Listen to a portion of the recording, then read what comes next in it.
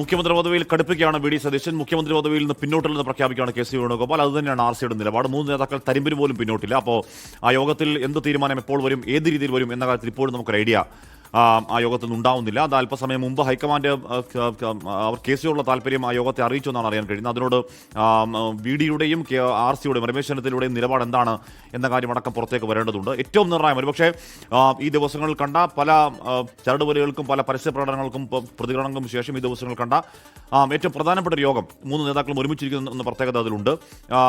മല്ലികാർജ്ജുൻ ഖാർഗെ ഒരുപക്ഷെ 3 നേതാക്കളുമായും ഒരുപക്ഷെ ഒറ്റയ്ക്കൊറ്റയ്ക്ക് സംസാരിക്കും, 1-to-1 സംസാരിക്കും എന്ന കാര്യം കൂടി ഇപ്പോൾ വരുന്നുണ്ട്.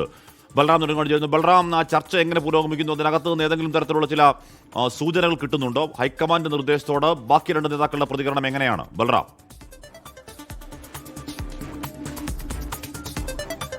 ഹഷ്മി, ചർച്ച ഇപ്പോൾ പുരോഗമിക്കുകയാണ്. ചർച്ച ആരംഭിച്ച ശേഷം അതിൽ നിന്നും കൂടുതൽ വിവരങ്ങൾ ലഭ്യമായിട്ടില്ല. എന്നാൽ അതേസമയം തന്നെ കെ സി വേണുഗോപാലിന്റെ പേര് മുന്നോട്ട് വെച്ചുകൊണ്ടുള്ള ഒരു പ്രമേയം അത് തയ്യാറാക്കിയിട്ടുണ്ട് നേരത്തെ തന്നെ ഹൈക്കമാൻഡ് എന്നാണ് ലഭ്യമാകുന്ന സൂചനകൾ.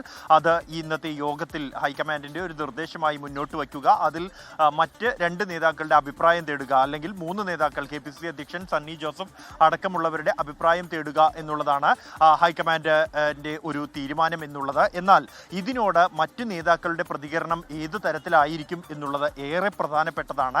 കാരണം യോഗ്യതയുടെ കാര്യത്തിൽ ഈ 3 നേതാക്കളും സമാസമമാണ്. ഒരു തരത്തിൽ അല്ലെങ്കിൽ മറ്റൊരു തരത്തിൽ മുഖ്യമന്ത്രി പദവിക്ക് യോഗ്യതയുള്ള നേതാക്കളാണ്.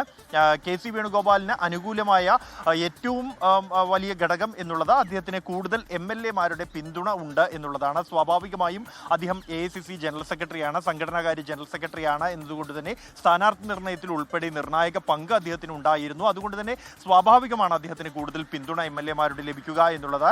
അതേസമയം മറ്റ് 2 നേതാക്കൾ, വി ഡി സതീശിനെ സംബന്ധിച്ചിടത്തോളം ജനവികാരം അദ്ദേഹത്തിന് അനുകൂലമാണ് എന്ന കഴിഞ്ഞ മണിക്കൂറുകളിൽ പോലും ഉണ്ടായ ജനങ്ങളുടെ അഭിപ്രായ പ്രകടനങ്ങൾ, അദ്ദേഹത്തിന് വേണ്ടിയുണ്ടായ തെരുവിൽ ഉണ്ടായ പ്രതിഷേധങ്ങൾ അടക്കമുള്ളവ വ്യക്തമാക്കിയിട്ടുണ്ട്. സമൂഹ മാധ്യമങ്ങളിലും അദ്ദേഹത്തിന്റെ പേര് വ്യാപകമായി ഉയർന്നു വന്നിട്ടുണ്ട്. അതിൽ ഹൈക്കമാൻഡിന് അതൃപ്തിയുണ്ട് ഇത്തരത്തിൽ തെരുവ് യുദ്ധത്തിന്റെ രൂപത്തിലേക്ക് ഇക്കാര്യങ്ങൾ നീങ്ങുന്നതിൽ എന്നുള്ളത് യാഥാർത്ഥ്യമാണെങ്കിൽ പോലും ജനങ്ങളുടെ അഭിപ്രായം, വികാരം അത് അവഗണിച്ചുകൊണ്ടൊരു തീരുമാനത്തിലേക്ക് എത്രത്തോളം പോകാൻ കഴിയും, അതെല്ലാം തന്നെ ചർച്ചയ്ക്ക് വിധേയമാകും എന്ന് ഏതാണ്ട് ഉറപ്പാണ്. അതേസമയം രമേശ് ചെന്നിത്തലയെ സംബന്ധിച്ചിടത്തോളം അനുകൂല ഘടകങ്ങളുണ്ട്. അദ്ദേഹം ഏറ്റവും സീനിയറായ നേതാവ് രമേശ് ചെന്നിത്തലയാണ് എന്ന കാര്യത്തിൽ തർക്കമില്ല. അനുഭവ പരിചയം അദ്ദേഹത്തിനുണ്ട്. ഹൈക്കമാൻഡ് കോൺഗ്രസ് രാഷ്ട്രീയവുമായി ബന്ധപ്പെട്ട് ഏറ്റവും അധികം കേൾക്കുന്ന വാക്കാണല്ലോ ഫോർമുല. ഇത്ര തർക്കങ്ങളിലൊക്കെ കേൾക്കുന്നത് പക്ഷേ കോൺഗ്രസ് രാഷ്ട്രീയമാണ് ഏറ്റവും അധികം ആ വാക്ക് കേൾക്കുന്നത്. അപ്പോൾ ഇവിടെയും ഒരു ഫോർമുല ഉണ്ടോ? ഒരാൾ മുഖ്യമന്ത്രി ആവുകയാണെങ്കിൽ ബാക്കി 2 പേരുടെ റീഹാബിലിറ്റേഷൻ എങ്ങനെയാണ് എന്നത്, അല്ലെങ്കിൽ ആ നേതാക്കൾ ക്യാബിനറ്റിലേക്ക് ഇല്ല എന്ന് പ്രഖ്യാപിച്ച് മാറി നിൽക്കുകയാണെങ്കിൽ അവരെ നിയമിക്കാൻ നീക്കം, ഒരു ഹൈക്കമാൻഡ് പ്ലാൻ ഉണ്ടോ? അങ്ങനെ ഒരു പ്ലാൻ ഹൈക്കമാൻഡ് ഉണ്ടോ ബൽറാം? ഹഷ്മി, അത്തരത്തിലൊരു ഫോർമുല അത് രൂപപ്പെട്ടു വരേണ്ടത് ഇന്നത്തെ ഈ യോഗത്തിൽ തന്നെയാണ്. അത് മറ്റ് നേതാക്കൾക്ക്, മാറി നിൽക്കേണ്ടി വരുന്ന മറ്റ് 2 നേതാക്കൾക്കും അംഗീകരിക്കുന്നത് കൂടിയായ ഒരു ഫോർമുലയാണ് ഉയർന്നു വരേണ്ടത്. നിലവിലെ ഈ യോഗത്തിലേക്ക് എത്തുന്നത് വരെയും 3 നേതാക്കളും തങ്ങളുടെ അവകാശവാദത്തിൽ നിന്നും പിന്നോട്ടില്ല എന്ന നിലപാടിൽ തന്നെ ഉറച്ചു നിൽക്കുകയാണ്. ഒരു സമവായം എന്ന നിലയിൽ രമേശ് ചെന്നിത്തലയുടെ പേര് ഉയർന്നു വന്നേക്കാം എന്ന തരത്തിലുള്ള സൂചനകൾ നേരത്തെ ഉണ്ടായിരുന്നുവെങ്കിൽ പോലും കെ സിയുടെ പേര് അത് AICC മുന്നോട്ട് വച്ചിരിക്കുന്നു എന്ന് തന്നെയാണ് ലഭ്യമാകുന്ന വിവരം. നേരത്തെ വിനീത തന്നെ അക്കാര്യം റിപ്പോർട്ട് ചെയ്തതാണ്. കെ സിയുടെ പേരാണ് ഇപ്പോൾ ഉയർന്നു വന്നിരിക്കുന്നത്. തീർച്ചയായും അതിൽ ഏറ്റവും പ്രധാനമായും അങ്ങനെ തന്നെയാണ്. അതിന് ഹൈക്കമാൻഡിന്റെ ഭാഗത്ത് നിന്ന് നോക്കുമ്പോൾ ബൽറാമിന് അറിയാവുന്ന പോലെ തന്നെ മറ്റ് സംസ്ഥാനങ്ങളിൽ ഇപ്പോൾ DK ശിവകുമാറിന്റെ അടക്കമുള്ള വിഷയങ്ങളൊക്കെ ഉണ്ടാകുമ്പോൾ അത്തരത്തിലേക്കുള്ള മറ്റ് സംസ്ഥാനങ്ങളിലേക്ക് നമ്മൾ വരുമ്പോഴും ഇത്തരത്തിലേക്കൊരു ഫോർമുല തന്നെയാണ് ഹൈക്കമാൻഡിനെ സംബന്ധിച്ചിടത്തോളം ഹൈക്കമാൻഡിന്റെ ഭാഗത്ത് നിന്ന് മുന്നോട്ട് വെച്ചിരിക്കുന്നതിൽ ഏറ്റവും പ്രധാനമായും ഹൈക്കമാൻഡ് പറയുന്നത് അവരെ സംബന്ധിച്ചിടത്തോളം MLA-മാരുടെ ഒരു പിന്തുണ അത് ആർക്കുണ്ട്, അവർക്ക് ഒരു മുഖ്യമന്ത്രി സ്ഥാനത്തേക്ക് അവരെ കൊണ്ടുവരിക എന്നുള്ളത് തന്നെയാണ്. അത് മറ്റ് സംസ്ഥാനങ്ങളിലേക്ക് പോകുമ്പോഴും അതൊരു ഉദാഹരണം കൂടി തന്നെയാണല്ലോ. മറ്റ് സംസ്ഥാനങ്ങളിൽ നേരത്തെ കർണാടകയിലായാലും ഒപ്പം തന്നെ ഹിമാചൽ പ്രദേശിലെല്ലാം തന്നെ മുൻപ് രാജസ്ഥാനിലും എല്ലാം ഓരോ ഘട്ടത്തിലും ഓരോ തരത്തിൽ വ്യത്യസ്തമായ ഫോർമുലയായിരുന്നു പരീക്ഷിച്ചിരുന്നത്, അല്ലെങ്കിൽ ഘടകങ്ങൾ വ്യത്യസ്തമായിരുന്നു.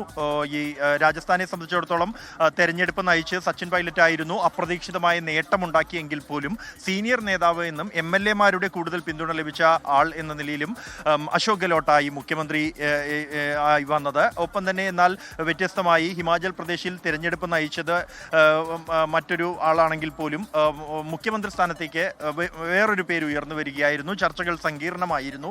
ഇത്തരത്തിൽ വ്യത്യസ്ത സാഹചര്യങ്ങൾ കണക്കിലെടുത്തുകൊണ്ടാണ് ഹൈക്കമാൻഡ് തീരുമാനമെടുക്കുക പതിവ്. കേരളത്തിൽ എന്നാൽ ഇതെല്ലാം കൂടുതൽ സങ്കീർണമാകുന്നത് KC വേണുഗോപാലിന്റെ പേര് കൂടി ഈ ഒരു പട്ടികയിലേക്ക് വരുന്നതോടുകൂടിയാണ്. അദ്ദേഹമാണ് സാധാരണ നിലയിൽ ഈ ചർച്ചകൾക്ക് നേതൃത്വം നൽകേണ്ടത്. എന്നാൽ അദ്ദേഹം തന്നെ ഇതിലൊരു സ്ഥാനാർത്ഥിയായി വന്നിരിക്കുന്നു എന്നുള്ളത് സാഹചര്യങ്ങൾ കൂടുതൽ സങ്കീർണ്ണ. നേതാക്കൾക്കിടയിൽ പോലും വലിയ രീതിയിലേക്ക് ഒരു അതൃപ്തിയിലടക്കം കാര്യങ്ങൾ എത്തിച്ചിട്ടുണ്ട്. അതിൽ ഏറ്റവും പ്രധാനമായി പറയേണ്ടത് നേരത്തെ തന്നെ ഈ തെരഞ്ഞെടുപ്പ് എന്ന രീതിയിലേക്ക് ചർച്ചകൾ നടക്കുമ്പോഴും MP-മാർ മത്സരിക്കേണ്ടതില്ല എന്ന തരത്തിലൊരു തീരുമാനത്തിലേക്കാണ് ഹൈക്കമാൻഡ് എത്തിയിട്ടുണ്ടായിരുന്നത്. സുധാകരനൊക്കെ അടക്കം അങ്ങനെയാണ് മാറ്റി നിർത്തുന്നതും ചില MP-മാർ കൊടുക്കുന്നതിൽ ഉൾപ്പെടെയുള്ളവർ അന്ന് മത്സരിക്കാനൊക്കെ തന്നെ സന്നദ്ധ അറിയിച്ചപ്പോഴും ഒരു ഉപതെരഞ്ഞെടുപ്പിലേക്ക് നിലവിൽ കേരളത്തെ തള്ളിവിടേണ്ടതില്ല എന്നും അതുകൊണ്ട് തന്നെ അത്തരത്തിലേക്ക് MP-മാർ മത്സരിക്കേണ്ടതില്ല എന്നും ഒരു പൊതു നിലപാടാണ് അന്ന് ഹൈക്കമാൻഡ് സ്വീകരിച്ചിട്ടുണ്ടായിരുന്നത്.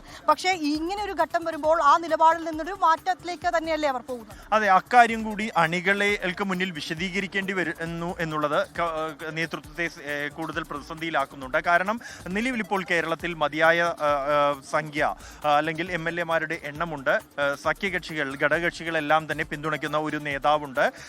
കൂടാതെ ഈ മത്സരം ഘട്ടത്തിലൊന്നും തന്നെ KC-യുടെ പേര് ആദ്യഘട്ടത്തിൽ ഉയർന്നു വന്നിരുന്നു. മത്സരിക്കാൻ താല്പര്യപ്പെട്ട MP-മാരുടെ പേരിലെങ്കിൽ ഒരു ഫോർമുല രൂപീകരിച്ചു കഴിഞ്ഞിരുന്നു. MP-മാർ മത്സരിക്കേണ്ടതില്ല എന്ന്. ആ ഒരു സാഹചര്യത്തിൽ നിന്ന് മാറി ചിന്തിക്കേണ്ട എന്ത് സാഹചര്യമാണ് ഇപ്പോൾ ഉണ്ടായത്?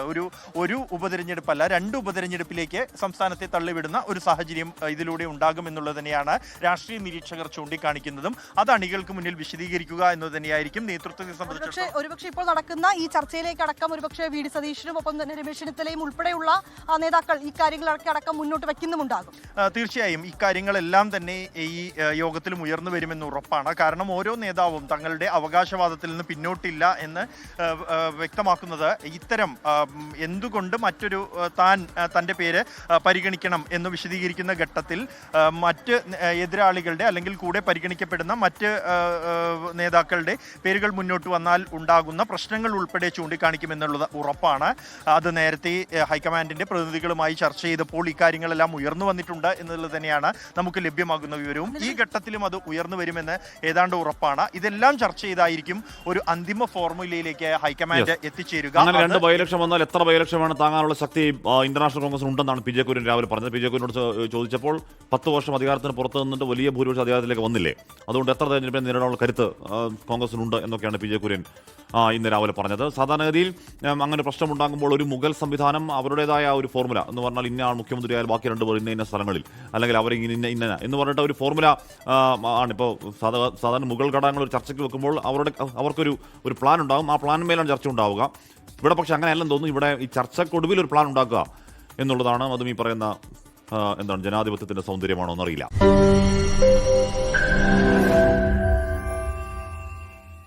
ലോകത്തെവിടെയായാലും ഏത് സമയത്തും 24 വാർത്തകളും ഓഗ്മെന്റഡ് റിയാലിറ്റി പാക്കേജുകളും എക്സ്പ്ലെയിനറുകളും വിശദമായി കാണാൻ ഞങ്ങളുടെ YouTube ചാനൽ നിങ്ങൾക്ക് സബ്സ്ക്രൈബ് ചെയ്യാം.